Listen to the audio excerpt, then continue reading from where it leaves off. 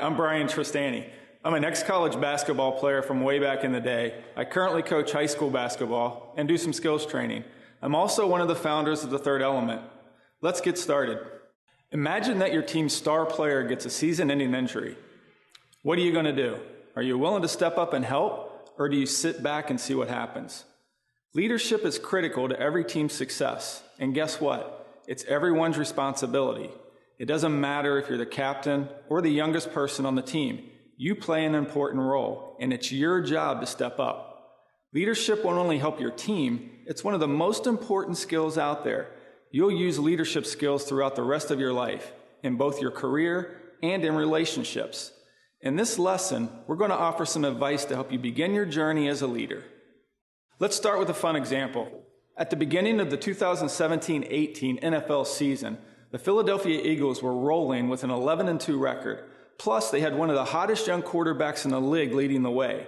Carson Wentz was on his way to a possible MVP season when he sustained a season-ending ACL injury.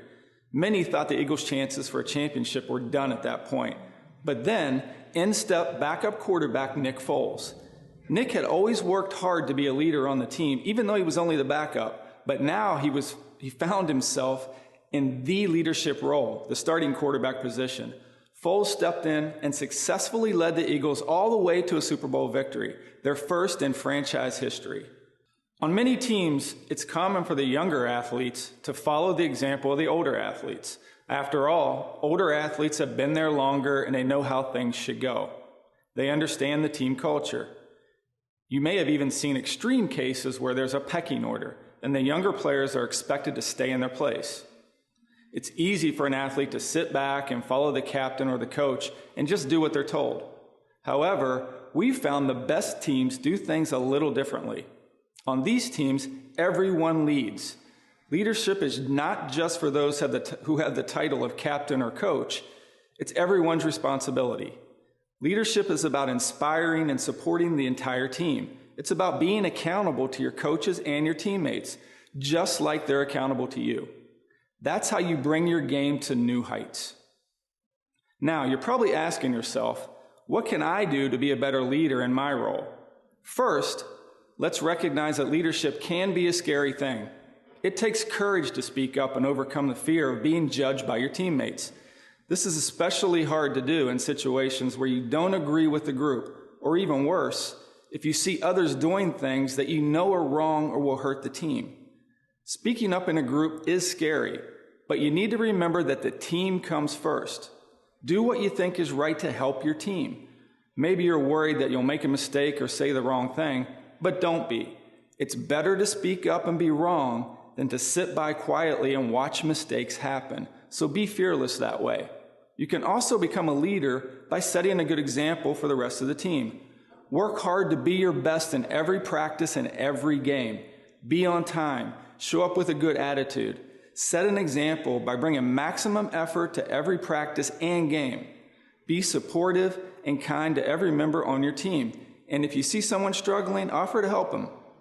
If you want to be the best you can be, nobody can hide from this responsibility. The heart and soul of leadership is about building your teammates up so you all can accomplish the goals you believe in. If you're still wondering how you can be a leader, Jeff Jansen describes a few different types of leaders that each team needs to succeed. First, you can be a leader on the field. This is the most common. Field leaders take charge of the team in practice and on the court or the field. They focus on motivating and driving the team toward results. They hold people accountable and help their teammates raise their game to new levels. Second, Jansen says you can be a leader in the locker room. You've probably heard this before too. These leaders keep everyone focused on living up to team rules, staying positive, and stopping drama that can disrupt the team. Third, you can be a leader from the bench. Just because you don't start doesn't mean you can't lead. These leaders give the high fives and keep people positive during the game. They set expectations so every player understands his or her role on the team. Fourth, you can be a leader for team chemistry. These leaders are the glue that keeps the team together. They plan social events to build team commitment and enjoyment. They make sure that cliques don't form and that everyone gets to know each other at a deeper level off the field.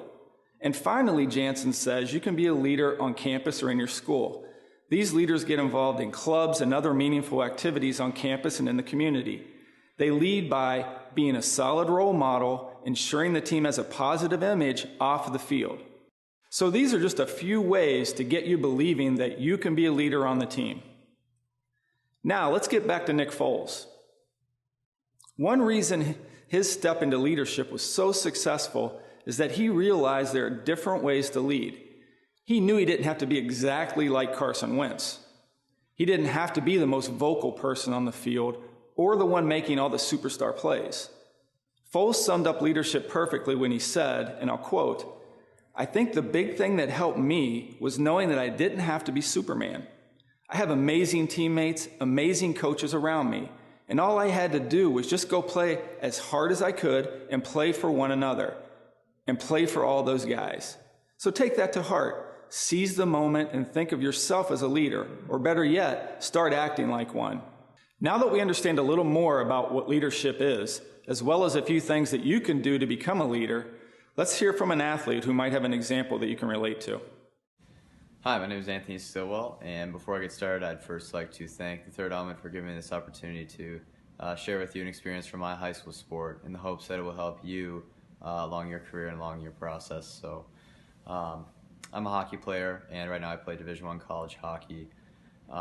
And before I get started on the lesson today of leadership and a story that I have to share, I'd like to kind of set the table and share with you one key idea that I think makes a great leader no matter what your leadership type is and no matter what your role on the team is, and that is having money in the bank.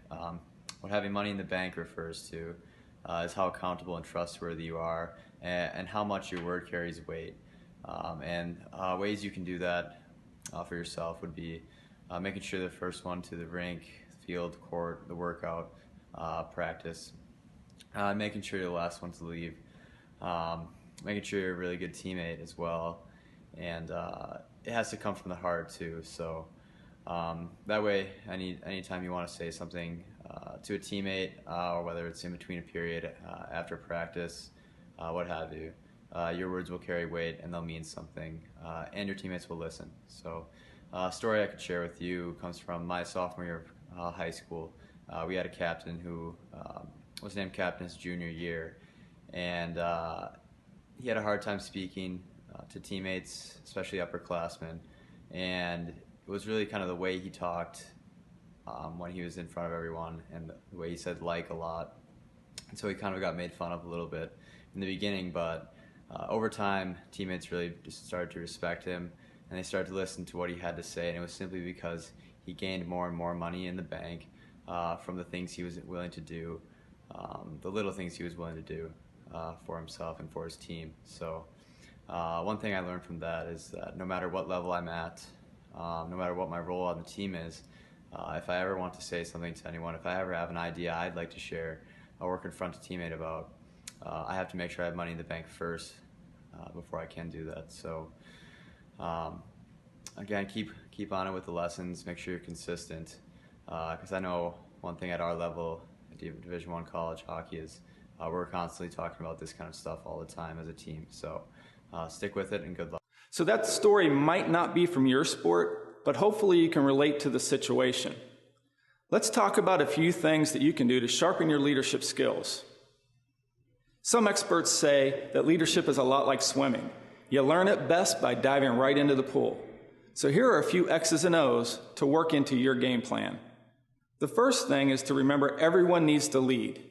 Recognize that leadership doesn't depend on age or title. Anyone can lead, and everyone should lead from their position. While it may be harder for a freshman to convince a senior to follow them, it's certainly possible. And how can you do this? Start by practicing excellence in everything you do. Step up and be an example for others. Additionally, make sure you use your voice. Words of encouragement to your teammates go a long way. Words are powerful. Be mindful that how you use your voice is just as important as when you use your voice. The second thing is do the little things consistently.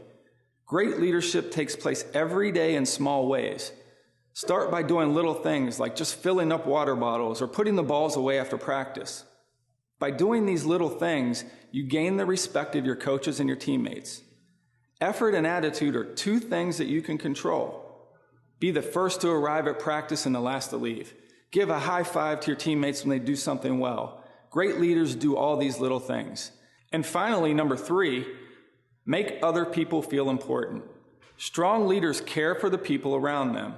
Not just the best players, but everyone. Your teammates won't care what you think until they know how much you care about them. You can do this by getting to know everyone on your team. Make it a habit of walking off the field with different teammates every day. Talk about a variety of things, like what they think the team can do better, as well as what their plans are for the weekend. Make sure that you're being authentic, and this interest carries beyond the team setting. If you see them in school, make sure you reach out to them, say hi, wave at them. Another way to make people feel important is by listening to them. Pay attention and listen when others are talking. And this includes coaches, teammates, and probably the referees and officials. You know, Michael Jordan always said, "Earn your leadership every day." What he meant was that leaders set an example for others to follow. They practice excellence in everything they do and genuinely care about the people around them. The best leaders always remember that success comes from helping others. By putting the needs of the team ahead of your own, your teammates and coaches will soon come to recognize you as a leader that you are. Once you start mastering these first steps, you're well on your way to unlocking your team's potential wherever your athletic journey takes you. You'll also notice improvements in other areas of life beyond sports, and that's leadership in action.